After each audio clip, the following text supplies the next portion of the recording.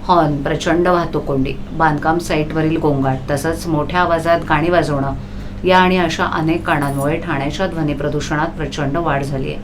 शहरातील 30 प्रमुख चौकांपैकी 14 स्पॉट धोकादायक ठरवण्यात आलेत.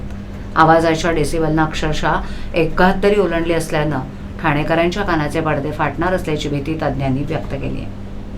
महापालिकेनं जाहीर केलेल्या पर्यावरण अहवालात ही धक्कादायक बाब उघडकीस आली आहे. ठाणे शहरात दिवसेंदिवस वाढलेल्या लोकसंख्येमुळे ठिकठिकाणी मोठ्या प्रमाणावर गर्दीत वाढ झाली आहे. त्यामुळे सार्वजनिक ठिकाणी मोठ्या आवाजात बोलणं, विनाकारण वाहनांचे हॉर्न वाजवणं, प्रत्येक 50 मीटर अंतरावर सुरू असलेली बांधकामं अशा विविध कारणांमुळे ठाणेकरांच्या अक्षरशः कांठाळ्या बसू लागल्याचे अहवालामध्ये समोर आले. शांतता क्षेत्र, औद्योगिक क्षेत्र, व्यावसायिक क्षेत्र आणि निवासी क्षेत्रांमध्येही आवाजाच्या पातळीनं उच्चांक गाठला असल्याचं समोर आलंय. ध्वनीची तीव्रता जर 70 डेसिबलपेक्षा जास्त असेल तर मनुष्याच्या आरोग्यावर परिणाम होऊ शकतो असा निष्कर्ष काढण्यात आलाय. मात्र 2022 आणि 2023 या मागील 2 वर्षांच्या तुलनेत 2024 या वर्षात ध्वनीची तीव्रता 60 ते 71.5 डेसिबलपर्यंत पोहोचली असल्याची धक्कादायक बाब अहवालातून समोर आली आहे.